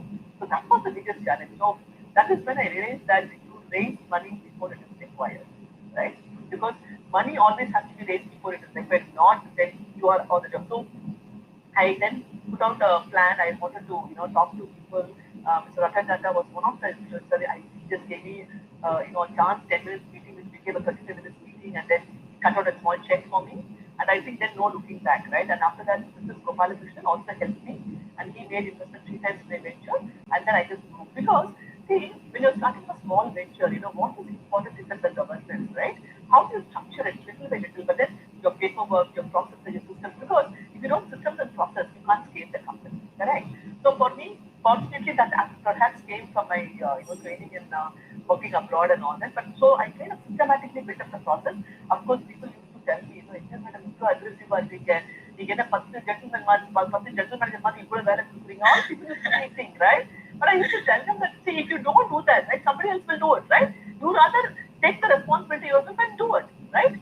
And that is how we have to build up the process. That is how you have to get the whole thing moving. And so the learning largely, I mean, when you look at it, my own learning is that raise money before you require, okay, and ensure that you solve the critical problem and be at the problem because every 3 months I used to update my business plan, okay. Even now that I've exited Ampere, I'm moving to my next venture, which is also in agriculture. That's why I enjoyed Vikram's session very much, right? So I look at it, I want to do a little bit, bold steps to be able to do something better. So you have to update whatever you're doing. Every 3 months, whatever learnings I had, I used to capture it. Okay. Once you have the learnings captured, etc., you're reviewing yourself in a very systematic manner. Okay. So the most very, very important learning for me is that when you're actually managing a business, the business must make money. Right? The business is not making money, there's something you're doing something wrong. Okay, number one. Number two is that raise money before you need it. Because only money is there, then you can actually roll out the plan very systematically to be able to build a formidable model that can be viable, can be sustained, and then you can scale. Ma'am, the next question that I have is when women start entrepreneurial projects, it's the idea is there with them. They want to promote the idea, and suddenly they see that when they step up and they start it, one thing leads to the other, and one thing is rolling, and suddenly it's all like growing, and they have to go with it, go with the flow. A lot of women entrepreneurs, I'm asking this because there are a lot of students here who are aspiring entrepreneurs. For women, the challenge of balancing is still a bigger challenge. How would you, what would be your 2 cents about it? Okay. See, I will tell you something very openly and very, most honestly, from experience, okay? Wherever in the world you go, women are the anchors of the home, okay? You may be coming from Harvard, you may be coming from the moon, nobody cares. At the end of the day, when things are not working, the children will come to you first. Okay? This is very given, right? So when you are the anchor of the home, it is so paramount that you conduct yourself properly. Okay? Now, for me, one of the biggest things is that I first of all created more time for myself. Okay, I made more time for myself. How do I make time? Okay, one is I give myself every morning about 5 to 7 2 hours is my time, right? Where I do lot of things myself for my inner well-being, right? And that energy pushes me to work until about 18 hours without any problem. Okay, so that is something that I wanted to tell all the fellow men, women here that if you're able to give yourself time and you can look inward yourself, you can actually get more time. Okay, this is something that I've done very consciously for the last several years, and thereby I am able to give more time and I don't get tired too fast. Okay, have any idea? I don't get fatigued. I don't feel that oh no, it's very stressful and all that thing. Okay, I don't believe in all that. I think anybody can because it is actually plowing yourself deeper. The more you plow yourself, the more harvest you can get for yourself. Right? Number one. Second thing is I don't think that there's something called work-life balance. Okay, so all this very fancy some work-life balance and all this bullshit, honestly. Because if you like what you're doing, there's no difference between work and life, right? And I think that if you surrender to what you're doing, right, it should not be matter at all. All this Western jargons of I will do 9 to 6 and after I have a work from home, I want to come to my family, I have to spend time, all that is nonsense, okay? Because I have two small daughters when I started Ampere. My girls were 6 years and 2 years, 4 years at that point of time. I mean, extremely challenging, right? It was very difficult. So I wanted to give a couple of things. One thing I know that, I can't give super women, super mom, super daughter-in-law, right? Super impressive wife. You cannot do, right? So I would recommend that, wherever you need help, take help. For example, in my own case, I had a domestic helper, who completely take care of all the domestic affairs, right? And then in terms of cooking, everything she will take care of. So I will want to focus on the business, right? And then my children, after I said, I communicated a lot to my children, right? In terms of why is Amma doing this, why is Amma doing it, why they are traveling like this. So very, very quality conversation with the kids, right? So that you don't make them feeling shit, right? At the end of the day, sometimes, I still remember one of the parents teachers meeting, I was not able to make it. My daughter's school was going. I could not sleep that night, okay, because I was stuck in a meeting in Delhi and I could come back, right? But then I ensured that my husband went and then everything was there. One of the parents is there to be able to ensure that the child knows the mother and the father will be there no matter what, right? So all these are very important. So I wanted to tell all the fellow students here that, when you aspire, you're all students right now, you want to get married, you don't want to get married, that's your personal choice. But all these are the trade-offs that you have to make for yourself, right? And in some families, I know that some of my very, very caliber friends, right? They're very, very knowledgeable, right? Very caliber, but they gave up professional career completely, saying that I want to focus on my children. I mean, that's very good because that's a personal choice that they make. Nobody is asking you not to make those choices, right? But I didn't want to make the choice because I know that I had the skill, I had the potential, and my husband was extremely supportive. So I took the opportunity to be able to push myself even harder, right? So I tell all the fellow women here and the men here, if you have a woman in your family, want to get into entrepreneurship, please support them. Give your hand, and if there are women that you want to try something, please don't keep quiet. Talk to your family, talk to your in-laws, and communicate and win them over through your venture. That's really, really helpful. I think not just the students, but even us who are listening to you, it's very inspiring. uh, Ma'am, a little bit about here. So, was it challenging for you to bring about the synergy between technology and sustainability? Was it something? Yeah, good question actually. This is see when I started the venture, I just saw this as a commercial venture. Okay, within about 2 years, I thought, how can I be the next TVS or Bajaj? What's the thought process that I had? Then within about 6 months, I realized how stupid I was. I really knew that I don't want to be a CTS or a Bajaj after 6 months. I said I should be an actor in myself, right? I should do something what matters to the business, right? So I stopped, copying the Western models or copying the successes that are already there. Of course, from the successes you can learn, right, little bit, but then you don't have to emulate their success. So your success is your own self, right? So in my own venture, the moment I knew that electric vehicles were, really letting people salute and low for us. Then I realized that, oh my God, this has got a significant social impact, right? So the two things that I did actually to get sustainability into the system automatically. Okay, one was uh, how do I get women back into automobile, right? How do I get women back into manufacturing? Because when I came in, there was it was a very rough market for the textile industry. Textile industry had retrenched many women, so I had to go knock, call women to come and say that please look for us, okay? And then nobody would want to come. Like, madam, you lot of men are there, we will allow for the madam. I said that I am the women there, come, nothing will happen. So sometimes I have to convince ladies, no, of the mother-in-law and the mothers to convince them to send your daughter or daughter-in-law home. Okay, that's how I did. Okay, so one is I brought more women into the workforce. Okay, and the second thing is I also wanted to ensure in terms of how do I do it sustainably, right? Because we know that in electric vehicles very few key components, right? We have the motor, which is electrical engineering. We have the battery, which is chemical engineering. We have the charger control, which is electronics engineering. So one thing I said that we are not going to hire lots of engineers from Bangalore, Bombay, Delhi, and all that. We wanted to reach out to engineers to tier 2, tier 3 towns. Okay, engineers from smaller towns, and we wanted to be in their place. We want to see them in Coimbatore. For example, we have people coming from Delhi, Delhi, Salem, Erode, and all that. And then they can work, and over the weekend they can go back home. They can take care of the parents. We don't want the talent to be migrated. We don't want people from a smaller town to go to Bangalore or Chennai for work. I want to stop that. So for me, how do I make it sustainably, right? And that's how we started. So after we worked for about 10 years, after 10 years, I think about 30% of women workforce we could achieve in manufacturing. Okay. I still remember one of my general managers in the associate and saying that oh, women will not be suitable. Madam, they will not be very suitable, madam. Lot of absenteeism will be the 3 months, 3 naal, varamataanga, madam. All that he was telling, okay? It was going on for 3 months, and then after that, I sidelined him. I moved him permanently out, and then he scaled the company. Okay, why I say is that sometimes, when you want to do sustainable work, you've got to be acted as a friend, okay? Because the leadership for sustainability or anything is at the bottleneck is the top. So if you don't fix the bottleneck at the top, which is largely leadership driven, many times you will collapse.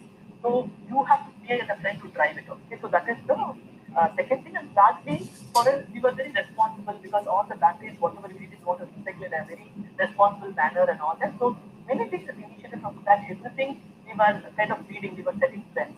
We were the first company to actually create electric vehicles for the disabled. We were the first company to actually have electric vehicles for poultry farms. We were the first company to actually make electric vehicles for spinning mills. We were the first company to get R&D recognition, okay, by Department of Scientific Research, Industrial Research in Delhi. So we were the first in many things because I didn't have any knowledge, okay. I didn't have a baggage of gasoline vehicles or anything. All I knew was I want to make a brand. I want to ensure that I want to create a sustainable brand, right? And we just built that systematically. So when the moment you know that you want to build it, I think things will come. Okay, I always believe that if your vision is right and if you're solving the right problem, if you take one right step, the divine will take 9 steps to guide you through. That I believe it completely.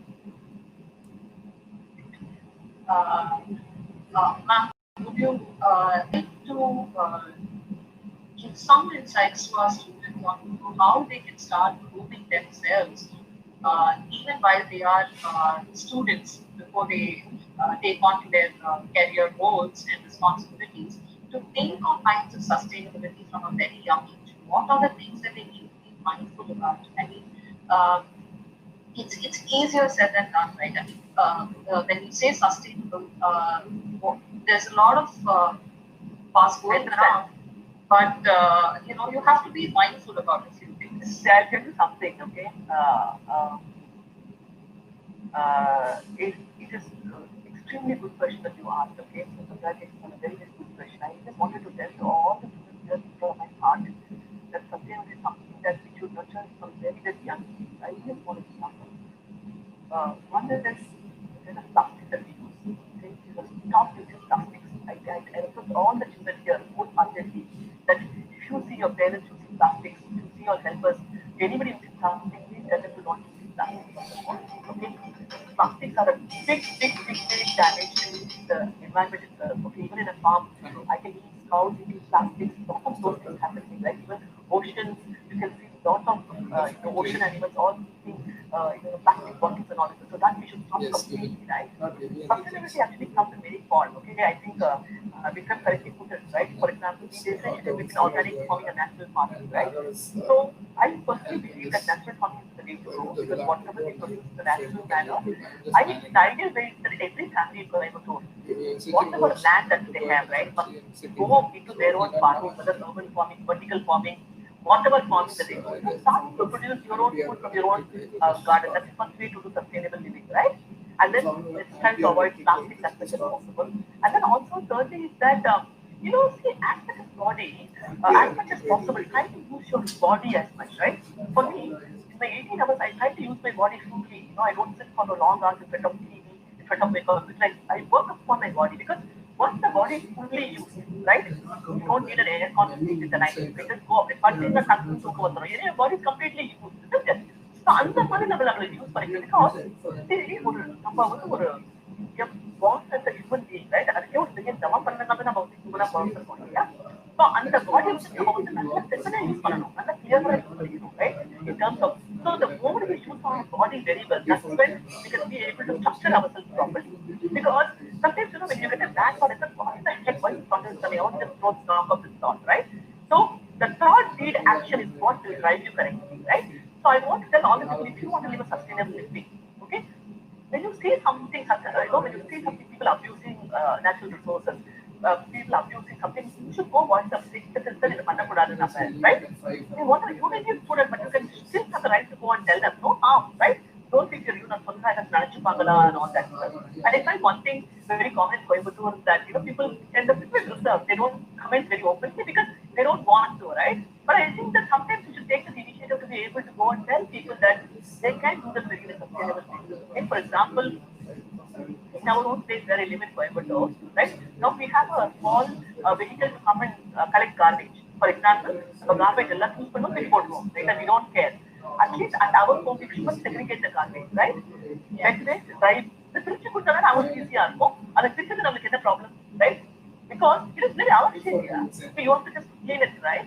So அதை நம்ம clean பண்ணி segregate பண்ணி இதெல்லாம் வந்து சின்ன சின்ன things. அது நிறைய இருக்கு sustainable. Garbage, okay, what things that we use, how we use natural products, how we don't get too much influenced by Western products, right? இந்தியாவில் வந்து இல்லாதது எதுவுமே கிடையாது, ரைட்டா? அவ்வளோ நல்லா இருக்கு. இந்தியா வந்து ஒரு சொர்க்க பூமி என்ன கேட்டா, ஓகே, நம்மளாம் இந்தியாவில் பொறுத்து பெரிய தவம் பண்ணியிருக்கணும். Because I love India and I feel so, how do I say, ஏதோ ஒரு நம்ம பூமி, இந்த பாரத பூமி பாருங்க, அது வந்து ஒரு ரொம்ப ஒரு ஒரு ஒரு தூய்மையான பூமி. இது வந்து ஒரு ஸ்பிரிச்சுவல் எக்கானமி. இந்த எக்கானமியில வந்து எல்லாரும் ஜெயிச்சு தான் இருப்பாங்க, யாருமே போக்க மாட்டாங்க. அந்த மாதிரி ஒரு பூமி, அந்த மாதிரி ஒரு பூமியில நாம வந்து நம்மளோட நம்மளோட நம்மளோட தேசத்துக்கு நம்ம எவ்வளவு நல்லது பண்ண முடியும், ரைட்டா? நம்மளோட தாய் மதம், தாய் மொழி எல்லாமே ரொம்ப ரொம்ப முக்கியம், ரைட்டா? So it's very important for all these people to tell them that sustainable வந்து நம்ம right from childhood we should inculcate, right from school going we must inculcate. And I think why I should take a leave to be able to tell, and ஒரு sustainability thing ஒரு ஆக்டே நீங்க வைக்கலாம். Okay, நீங்க you should ensure that how do you reach all the YI members, then people, you have people from 20 to 45, right? All the people success நம்ம என்ன பண்ணுவோம், ரைட்டா? அந்த மாதிரி ஏதாவது ஒரு இனிஷியேட்டிவ் ஆரம்பிக்க I'm willing to lead it as a leader, support you anytime. Thank you so much, Nat. Thank you for all the insights. Can we take up a few questions? Why not? Go ahead. Okay. So one of the questions that we have is the role of people or rather the team in business. Is it all about my confidence and my courage? Is that a very important factor? Okay, it's a good question actually, because the confidence and the courage of the leader is very important for a team to follow, right? So as a leader, it's not an I thing, it's not an I thing, okay? It's more of that people will only follow a leader, okay? ஒரு நல்ல தலைமை இருந்தாதான் it can go forward, right? So to some extent, the leader should be at the forefront to be able to drive issues, but then the leader will not be able to build a company with no team.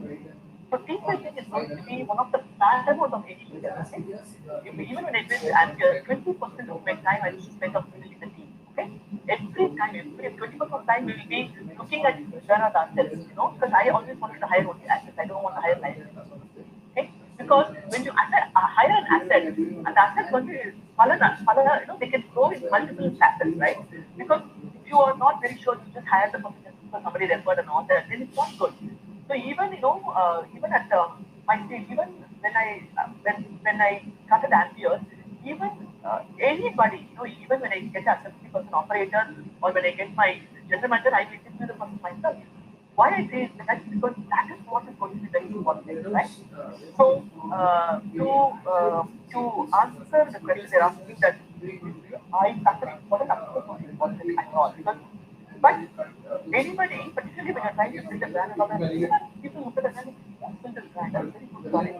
You always want to relate the brand to a person, whether you like it or not, right?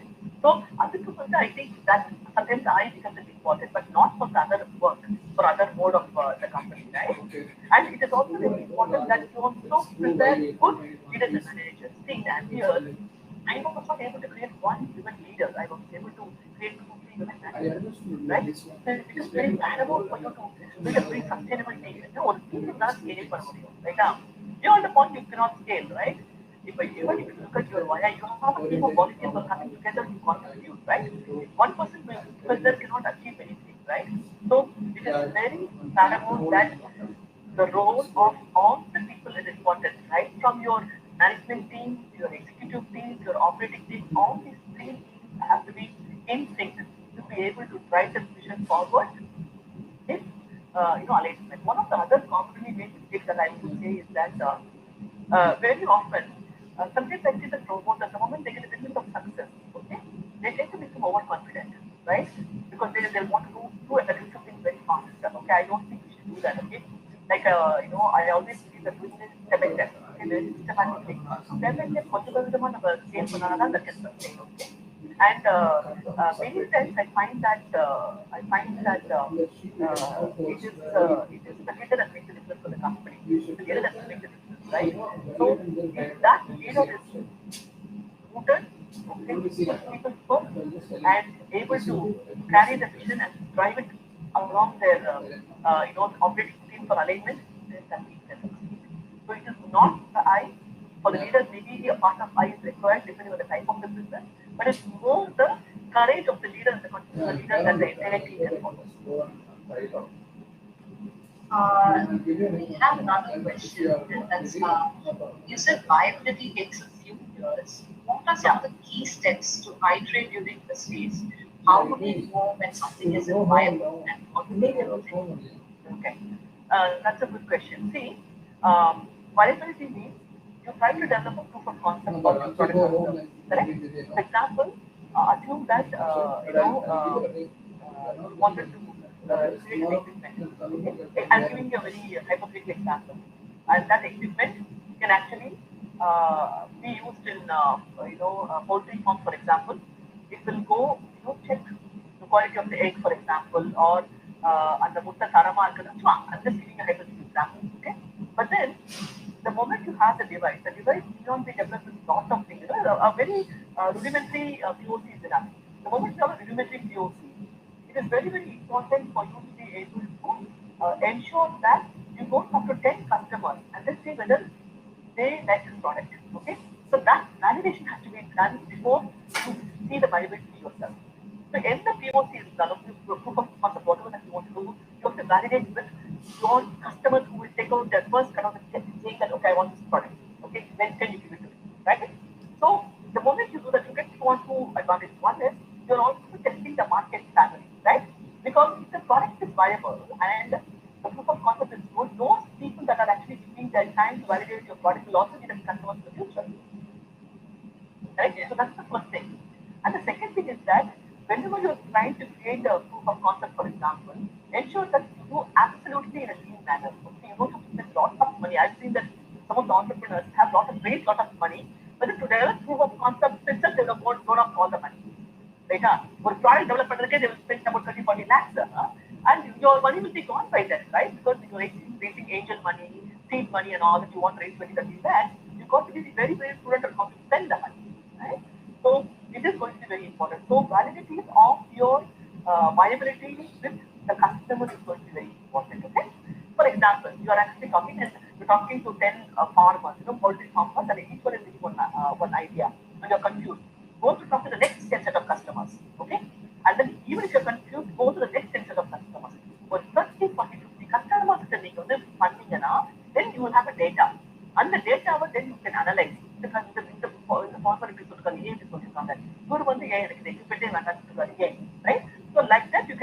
So if this analysis is done very, very nicely, okay, it is possible. Then many entrepreneurs will come and ask me, oh, madam, I'm a very small company, I'm a one-person company, where would I go do this research?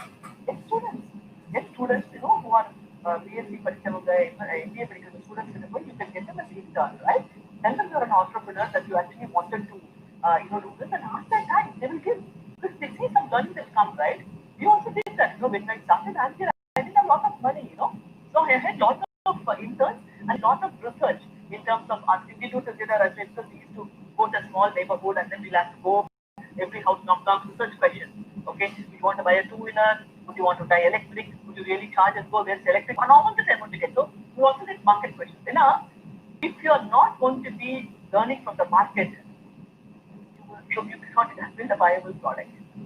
So it's better to have a market-driven focus right from the start. So if you're not market-focused, very, very chances are it will be very, very difficult for you to be able to make a product that the market wants it, right? At the end of the day, the market is the one that drives, okay? Because today's mind share is tomorrow's market share, right? That mind share you build right from day one very systematically with your team. So it is important that you research properly and ensure that you are solving a credible problem and the problem that you're solving has a plan and there is a product, a market potential for that. So essentially, the product has to cater to the market, not the other way. That's correct. Okay. So there's one question about inclusiveness or competitiveness, which is more important for business. Okay, very, very good question. Whoever asked this was a good question actually. I think congrats. I honestly would put my bet on inclusiveness. Okay. Competitiveness will anyway be market driven, okay? But the moment you make it inclusive, okay, that is where I think you can differentiate as an entrepreneur, as a leader. Okay, I'll give you an example. When we actually built Ampere, one of the things that we did was we said that when we wanted to start a factory, I could have gone to Chennai, I could have gone to the cities, but I chose to come back to Coimbatore, even though Coimbatore is not my place. I was not born in Coimbatore, right? I was just a student of GCT, Government College of Technology, and that's my only connect to Coimbatore. But I said that Coimbatore is the most enterprising place, and I want to be in the place where I wanted to be closer to my customers, right? So one of the thought process that we wanted to do was I wanted to build a factory that is very inclusive. That means that engages in the community around the factory, right? All the 30, all the workers would come within 4 to 5 kilometers from my factory, right? So they could walk and come, right? So you make it totally inclusive in that sense, right? Because the moment the factory was done up and then we had two factories within a span of about 2 kilometers, everybody the rental around the place went up, okay? And I still remember, there was a boy who even joined us, and I asked him during an interview, boss, why do you want to join us? You know what he said? I was shocked actually by his play, but maybe he had said, that I'm still there, I'm வேலை பண்ணா எனக்கு பொண்ணு கொடுப்பாங்க madam. எனக்கு ஷாக்கிங்கா இருந்தது, ரைட்டா? Because I was very surprised by his reply. ஏன் கேட்டதுன்னா அப்ப எனக்கு புரிஞ்சது, because people are looking at the credibility of where he's working, right? So it starts from there. So in the initial நாங்க இருக்கிறப்ப first 50 people பார்த்தீங்கன்னா எல்லாமே young boys, okay? Most of them are young boys and girls, right? They all came and joined me, they got married, and there were a lot of, I got a lot of Ampere babies. அவங்கெல்லாம் வந்துட்டு குழந்தை வந்து they got it when they are working here, right? So the moment you make an engagement, the whole family was committed to the venture, right? So that's how you can actually scale yourself, number one, okay? The number two is that when you offer something for the community, how you can make it engaging, inclusive, right? When we made a vehicle for the disabled, right? We want to make it inclusive because today, if you look at it, ஒரு locomotive disorder ஒருத்தருக்கு இருக்குன்னா, what option do they have to try? They can use crutches, right? Or they can actually drive a retrofitted casting scooter. It's very expensive, 80,000 rupees. So I said that why can't we make an electric scooter retrofitted for the disabled? Okay, and then the moment we did that, we helped 1,000 beneficiaries. Of course, we had lots of difficulties in this period, but then what I learned is that the more we make it inclusive, automatically we got the competitive advantage. Okay, because even when we made the product and 2 times we got L1 and we actually got very, very big players, 60-year-old business in like no time. It's a big brand who are 60 years the brand, right? We just, beat them, like in no time, right? Smash them, seriously. And then ரொம்ப இன்ட்ரெஸ்டிங்கா எங்க product வந்து evaluate பண்ண technical கமிட்டில நிறைய பேர் வந்து என்ன சொன்னாங்கன்னா the product will they technically evaluate right before a tender right they said that இந்த ப்ராடக்ட் வந்து ட்ரூவா வந்து ஒரு டிசைன் பண்ணிருக்காங்கன்னு சொன்னாங்க எனக்கு அந்த ஃபீட்பேக் ரொம்ப பிடிச்சிருந்தது ஏன்னா when we design a product we have the disabled people come to our factory and we tested with them right and that got reflected when the technical committee evaluated it okay so that is inclusiveness okay see ஒரு venture நம்ம create பண்றப்ப எவ்வளவுக்கு வந்து நம்ம சொசைட்டியோட engage ஆகிறோமோ அப்பதான் வந்து we get the result right so it is paramount for us to make it inclusive why we believe that inclusiveness is more important than competitiveness but of course if you're not competitiveness you will lose the market share so both are required but I would bet my vote for inclusiveness more than competitiveness. Okay. Ma'am, there's another one question that like to take.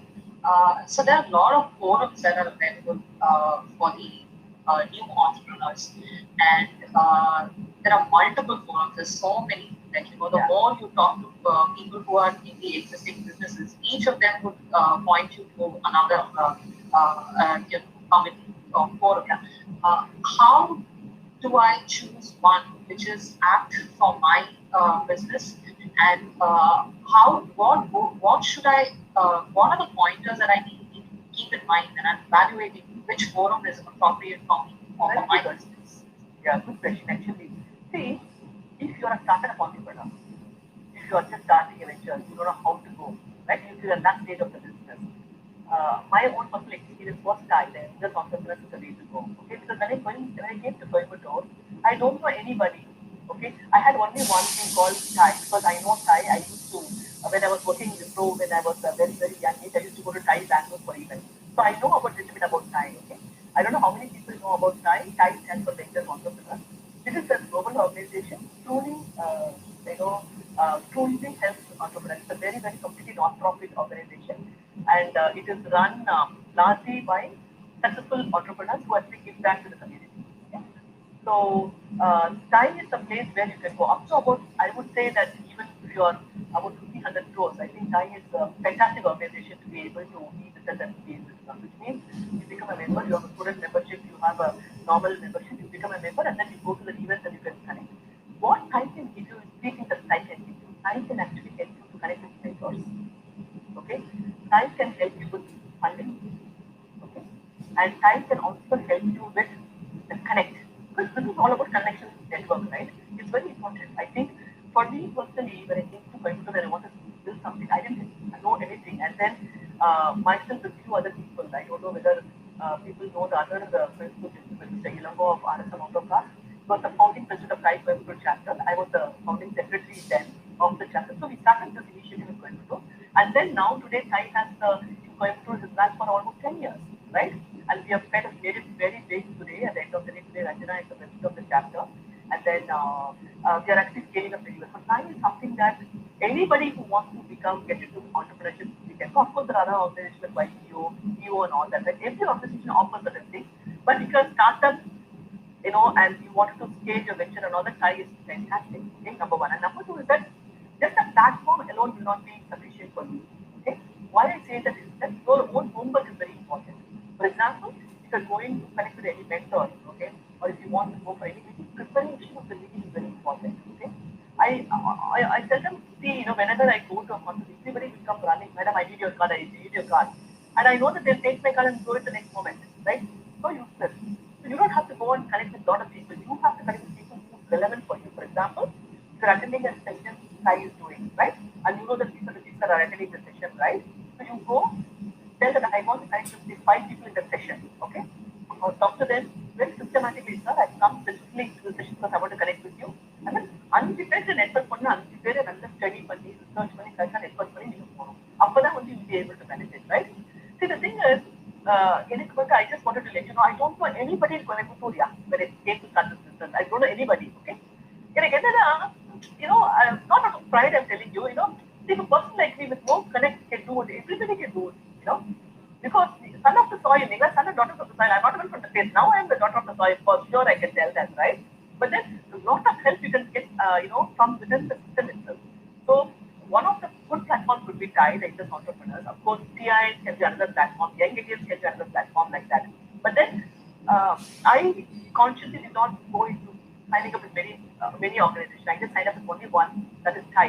I'm not part of many other organizations because ஒரு organization போய் அந்த system of process எல்லாமே people understand பண்ணுறதுக்கே ஒரு நாள் ஆகும். Because you don't have time. As an entrepreneur, right? You don't want to be spending your time everywhere and all that. Correct? Take one organization, be with an organization, and then you should just get a mentor and then systematically scale up. Okay? So it's very, very important. And it is a very, very good question because many people think that China and all accomplished entrepreneurs are the client help கிடைக்கும். No, that's a very cynical view. I am telling you that I am a product of Thai Coimbatore, okay? But if I can do it, everybody can do it, right? And there's an opportunity here, and then people are there willing to help you. The prepared mind can get anything, if they want. I said that preparation is a must. If you're not prepared, chances are you will just be, you go talk to multiple people and then you will go off. Not be able to carry forward your own vision. Thank you so much, ma'am, for your time. Any closing thoughts that you would have? Nothing much. I think I just wanted to, tell that see now with COVID, virtually many things can be possible. Okay, I don't know how many people are actually session. I think we should market it better and ensure that the session is reaching to many people, right? In the sense that a lot of things can be done virtually, remotely. That's what I feel, number one. And then number two is that see, you got one life. Make the most of it, right? So no point, don't try to get into this judging mode, and don't try to get into the mode of saying that, oh my God, you're going to money, right? So I always have three concluding remarks. The very standard concluding remarks that I have is that never ever give up once you have a viable business model that you've established. Number one. Number two, time management is so important. If you're not able to manage your time, chances are you cannot be successful. Okay? So every moment, for me, sometimes even the 5 minutes that I can gain, doing something that's out to gain the 5 minutes, right? That's very important. So time management is just of how you conduct yourself. So other one thing is early to bed, early to rise, right? So I practice that even today. Okay, so that is giving me more results. So that's the second one. And third one is that whatever that you try to do all on one, okay? Number one, I don't think we have to be judging people. I don't think who are we to judge, right? எல்லாரும் நீங்க ஒரே மாதிரி பார்த்தீங்கன்னா, I think it will be very, very good. We can actually create a very nice, better place. Okay, the world can be a better place, right? So I think these are the only comments. And I also tell all the people, all of you a very happy New Year because 2021 is going to be a year that we will all want to do many things. So the goals now நல்லா வரட்டும், நல்லா நீங்க ஜெயிக்கணும். It is very important. Recently, I just heard to a small talk by Swami Vivekananda. Okay, அவர் என்ன சொல்றாருன்னா, மனம் ஒரு மலர் போல. ஓகே, நம்ம மனம் எப்படி மலரும் கேட்பாரு. ஓகே, அப்போ when people ask him எப்படி நம்ம மனம் மலரும் சொல்றது, அவர் ஒரு 6 கேரக்டர் சொல்றாரு. 6 பீசல்ல மைண்ட் மலருங்கிறாரு. ஓகே, எந்த கதையில ஒண்ணு பாத்தீங்கன்னா, he says that பொறுமையில் மலர்வாய் மலர்வே. மலருங்கிறது எப்படி மலரும், பொறுமையா இருந்தா மலரும். ஓகே, செகண்ட் நேர்மையில் மலர்வாய் மலர்வே, ரைட்? நேர்மையா இருக்கணும், ரைட்? அப்புறம் மூணாவது எளிமை, சிம்பிளிசிட்டி. ஓகே, சிம்பிளிசிட்டி, சிம்பிளா இருக்கணும், ரைட்? எளிமையில் மலர்வாய் மலர்வே. ஃபோர்த் என்ன சொல்றாருன்னா அறிவில். Okay, intellect. ஓகே, அறிவில் மலர்வாய் மலர்வே, ரைட்? அண்ட் தென் ஃபிஃப்த் என்ன சொல்றாரு, பகிர்ந்து அளிப்பது. ஓகே, பகிர்ந்து அளிப்பது, share what ever that you have. பகிர்ந்து அளிப்பதன் மூலம் மலர்வாய் மலர்வே, ரைட்? அண்ட் ஆறாவது he says that, okay, தெளிவு, நிறைவு. ஓகே, நிறைவா இருக்கணும். காம்ப்ளெக்ஸ் கிடையாது. நிறைவு மீன்ஸ் உங்களுக்கு போதுங்கிற மனப்பான்மை வேணும் சம்டைம்ஸ், ரைட்டா? Too much is not good, ரைட்டா? ஸோ இந்த 6 பொறுமை, நேர்மை, எளிமை, அறிவு, ஓகே, பகிர்ந்து அளிப்பது அண்ட் தென் நிறைவு. இந்த 6 குணத்தை தான் மலர் மலரட்டுமா, ரைட்டா? ஸோ நம்ம எப்போ நம்ம ஒரு மலர் மாதிரி நம்ம மனத்தை நம்ம வச்சிருந்தோம்னா, the fragrance, whatever that we spread to people, right? And அந்த fragrance, நல்ல மனம், நல்ல விஷயங்களை நம்ம பாஸ் பண்ணணும், ரைட்டா? நம்ம we don't have to be negative about things. இந்த 6 குணத்துல we can be very good. Okay, so I wanted to tell all these people that there's so much of richness in our culture. Okay, நம்மளோட culture நம்ம விட்டுறக்கூடாது என்னைக்குமே. அது நம்மளோட பிடிச்சிக்கணும். Okay, நம்மளோட கல்ச்சர், நம்மளோட தாய் மொழி, தாய் மதம், தாய் எல்லாத்தையும் பிடிச்சிட்டா நம்ம மேல வர முடியும். ரொம்ப ஃபேன்சியா, ரொம்ப டூ மச் வெஸ்டர்னைஸ் நமக்கு தேவை கிடையாது. நம்ம இந்தியன், நம்மளோட பாரம்பரிய, நம்மளோட கல்ச்சரே நம்ம இருக்கிறது ரொம்ப நல்லது ஃபீல் பண்றாங்க. So I just wanted to tell all the people of participants here to really give yourself the and go for your dream completely and make it happen. Okay, so all the very best. Thank you so much, ma'am. I don't know about the students, but at least as far as I am concerned, I found this very, very enriching. It was exactly the kind of thing that, even our team that's been working for the event wants to hear, and it's very encouraging. Thank you so much. It was like a breath of fresh air for us. I have to tell you that. Thanks again. Uh, Priyanka, would you like to? Can I just go ahead and share the contest details? The student. I just want to thank you because you got two people today. It would be really nice if I could do that. Well, thank you both of you for bringing two amazing people on board today. It was I don't know, as you rightly told, not about the participants. We organizers are truly inspired and energetic. Loved listening to your sessions, ma'am and Vikram. You both have shown us you could be successful even if you love the country, because always what we think is unless you're selfish you can't be successful is a thought which we always tend to hear, that you both have proven that it's not the case, and thank you so much for that. And no words the questions and the way you have answered was so very down to earth and doable for all of us. It's not on your level, you've come to our level and was speaking. Lovely, ma'am. So thank you so much for that. Thank you very much. Thank you. All the best. Bye bye. Thank you. Thank you. Thank you. Bye bye. Um, students, we basically have the contest that we wanted to share with you all. Maybe we could just present the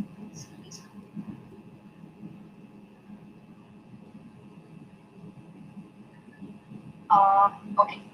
So guys, this is I'm sure you've seen a lot of contests, but this is a very different kind of a contest considering the pandemic that's going around and we're not supposed to go out much and do a lot of adventurous things. So we want you to make a few sustainable, a sustainable product or come up with a solution that you see every day. Look around your home, look around your family, see what are the kind of things that the tasks that are very enduring for them, very challenging for them, and identify things that you could use from, the things that are available to you from home that can be used to create a solution, to simplify these tasks for your members, for your family, or even for you. Whether it is for your college, your school, or any other things that you're doing, just think of it as finding a solution to this particular challenge. So, what kind of products that you can use? You can use any, like I said, any material that's available at home that's not being used. Use any fabric or even empty coconut shells that just get thrown away in the trash. Any juice cartons that you have, newspapers, plant products, and of course your set of stationery. Use them to make some product of your choice, and you can use add colors, you can make it, you can beautify it in your own way. And we'd like you to submit a photograph of whatever you have created by the 6th of January. We'll share the details of it. So if you want to just open up the template. So this is what we'd like you to do. Take a Word doc, give us your name, the name of your institution, give us your email ID, and a short description on how this product that you created, how did it simplify your challenge, how did it ease it up for you, and list out all the materials that you have used in the product, and then take a picture of whatever you have created and upload it in the folder link that's given out over here. We will share these details with you over an email, so it's easier for you to do it back home. And Yeah, that's that. So what we will do is we will take up all these entries that are coming in, and on the 9th, which is the next Saturday, when we all meet again for the next set of series, speaker series. Towards the end of the session, we will announce the winners, and we will get to see some of those very innovative creations that will come. Priyanka, would you like to take over the plans? Yeah. Thank you, Archana and Kirti, Venture team. We truly had an amazing afternoon today.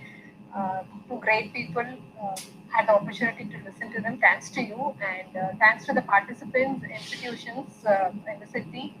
Our team, press team, and the IT team was supporting us to going live. Thank you all. We look forward to have you all again next weekend on 9th at 3 p.m. We'll get back to you through email with more details. Thank you, guys. Thank you all. Thank you, guys.